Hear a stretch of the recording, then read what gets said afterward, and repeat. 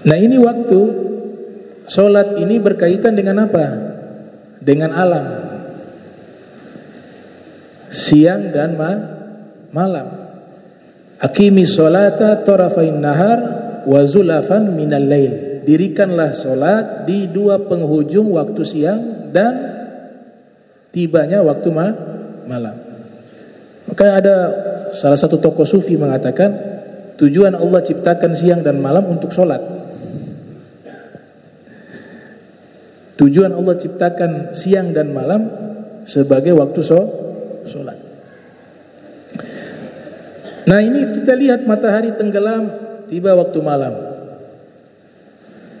Kemudian terbitnya fajar shodiq, mulai waktu subuh.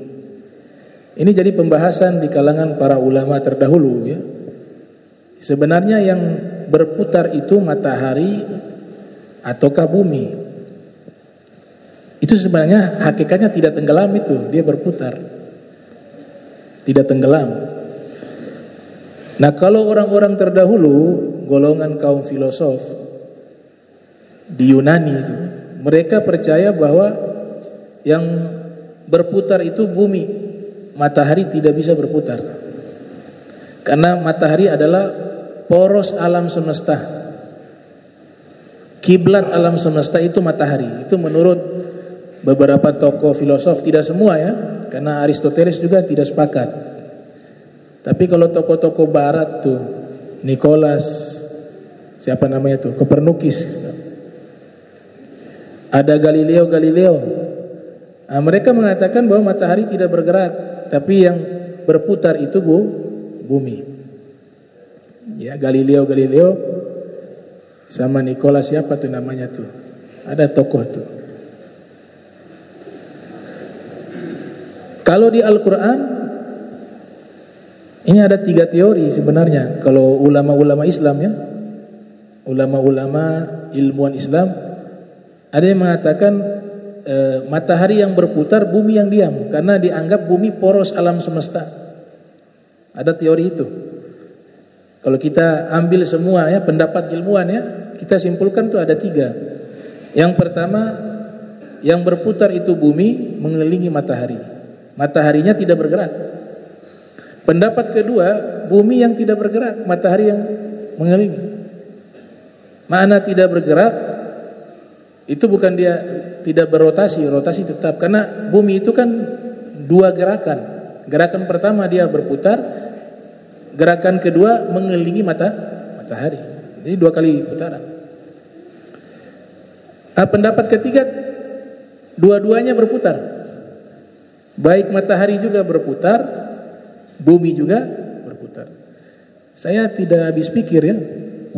Maksudnya pembahasan ini kan dibahas ribuan tahun yang lalu, ratusan tahun yang lalu. Kalau tokoh Yunani ribuan tahun.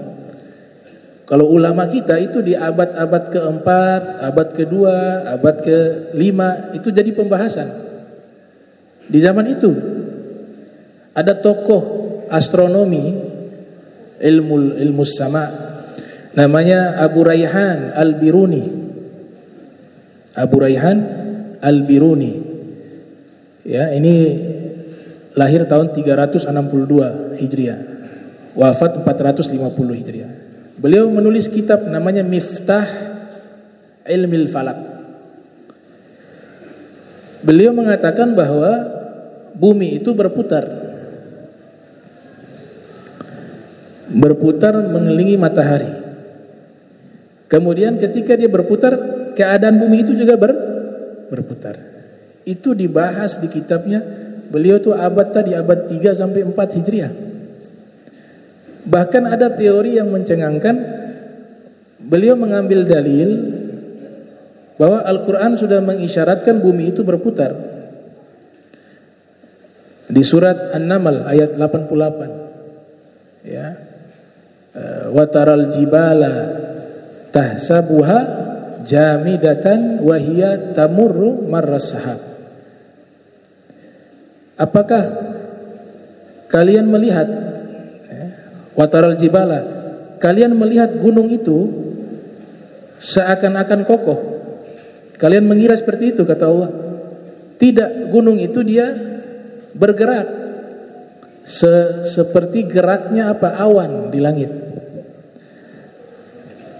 Mereka memahami ayat ini artinya apa? Bumi itu bergerak. Sebagaimana awan itu bergerak, bumi juga bergerak. Teori terbaru saat ini menyatakan bahwa matahari juga bergerak. Jadi bumi mengelilingi matahari berputar, namanya di garis edarnya. Setelah berotasi juga, ternyata matahari juga berputar. Ini yang membantah teori daripada matahari itu adalah pusat alam jagat raya, atau membantah juga teori bumi adalah pusat jagat raya. Ternyata matahari mengelilingi apa? Bima Sakti. Jadi ini Bima Sakti masih luas lagi. Bumi mengitari matahari, matahari mengitari Bima Sakti. Berarti puncak atau kiblat alam jagat raya itu bukan bumi, bukan matahari, tapi Bima Sakti. Bima Saktinya wallahu alam. Seluas apa wallahu alam. Subhanallah, di surat Yasin kan isyarat ini ada. Makanya teori ketiga ini lebih cenderung, ini temuan baru, teori lama gak bicara ini. Bahwa bumi berputar, matahari juga berputar, ternyata berputar ke Bima Sakti. Di surat Yasin itu kan Allah isyaratkan tuh, wasyamsu tajri limustaqarrin laha. Matahari itu tajri itu apa? Maknanya bisa gerak, berlari, berjalan. Ya. Jadi Al-Quran sudah mengungkapkan teori ini, bahwa matahari itu bergerak. Al-Quran juga sudah mengabarkan bumi itu bergerak. Ilmuwan terdahulu belum sampai ke sini, Al-Quran sudah sampai. Al-Quran sudah mengungkapkan. Nah, itu membuktikan kebenaran Al-Quran. Dan memang bukan, Al-Quran tujuannya bukan untuk menjadi kitab suci ilmu pengetahuan, bukan. Itu hanya pembuktian bahwa Al-Quran itu isinya benar. Sebagaimana ilmu pengetahuan yang bisa terungkap ribuan tahun setelahnya, Al-Quran sudah mengabarkan itu menunjukkan kebenaran isi Al-Quran. Bukan tujuan Al-Quran menjelaskan ilmu pengetahuan. Kita jadi percaya kalau iptek saja diungkap oleh Al-Quran ribuan tahun yang lalu, maka perkara-perkara gaib yang sudah diinformasikan oleh Al-Quran itu juga benar. Ada surga, ini lebih penting nih. Ada neraka, ada mizan, ada yaumul hisab, ada akhirat. Itu yang pertama. Kembali lagi ke masalah waktu sholat, terakhir saya tambahkan.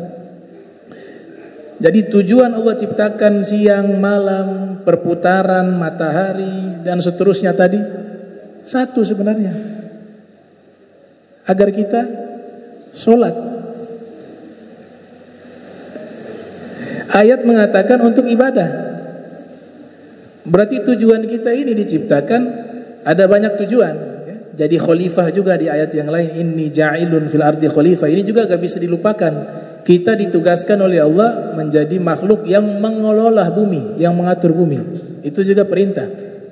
Itu juga tuntunan di dalam Al-Quran. Tapi substansi utamanya adalah penghambaan kepada Allah.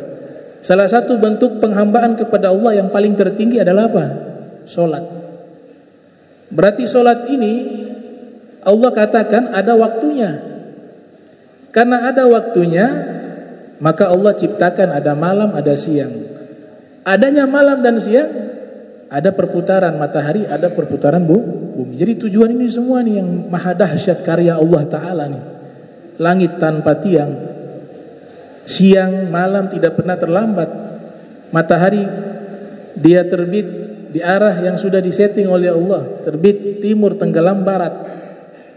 Ini tujuannya satu, agar kita beribadah kepada Allah Subhanahu wa ta'ala. Makanya masalah waktu sholat itu Imam Malik meletakkan di bab paling awal kitab Al-Muwatta, kitab Wuquti Sholah, atau kitab Mawaqiti Sholah, kitab waktu-waktu sholat.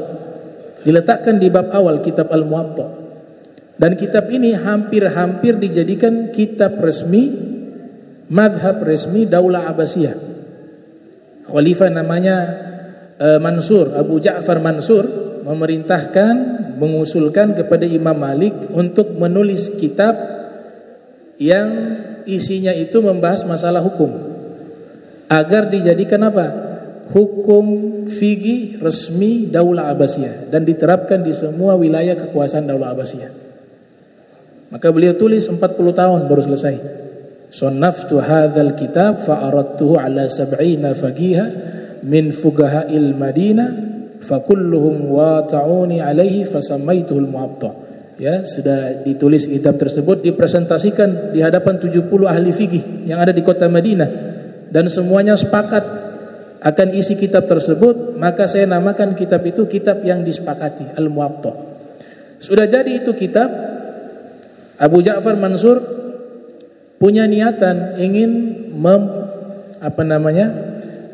mencetak kitab itu secara masif, besar-besaran, untuk disebarkan di seluruh wilayah Daulah Abbasiyah, dan dibuat aturan bahwa mazhab fikih itu hanya satu, mazhab Maliki.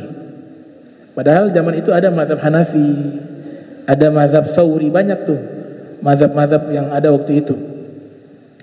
Tapi Imam Malik menolak. Imam Malik mengatakan di semua wilayah itu punya ciri khas masing-masing. Yang saya bangun ini sifatnya apa? Zonni, ijtihad saya. Kalau khalifah memaksakan semua wilayah harus ikut dengan mazhab saya dan kitab saya Al-Muwatta, maka akan memunculkan apa? Masalah. Biarlah di masing-masing wilayah itu ulama-ulama mereka juga beristihad sama seperti saya, dan punya pertimbangan wilayah tempat tinggal secara geografi juga, dan mereka juga punya dalil yang sama yang saya miliki. Maka biarkan itu mazhab berkembang. Tuh bijaknya Imam Malik tuh. Hanya tidak jadi itu ditetapkan satu mazhab resmi dari Daulah Abbasiyah. Nah ini Imam Malik menjadikan standar amalia ahli Madinah itu menjadi dalil. Karena Nabi tinggalnya di Madinah di waktu itu.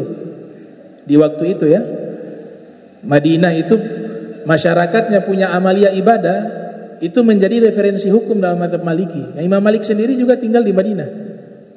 Kenapa menjadi hukum? Sebab disitulah Nabi hidup. Tidak mungkin mereka melakukan ritual keagamaan tanpa mengikuti Nabi, sedangkan Nabi hidup di situ. Nah, jadi dalil di situ. Kalau mazhab lain menolak itu, ya, menolak tradisi ahli Madinah dianggap sebagai dalil, sekalipun mereka menerima jika ada nas, ada dalil yang sampai kepada mereka.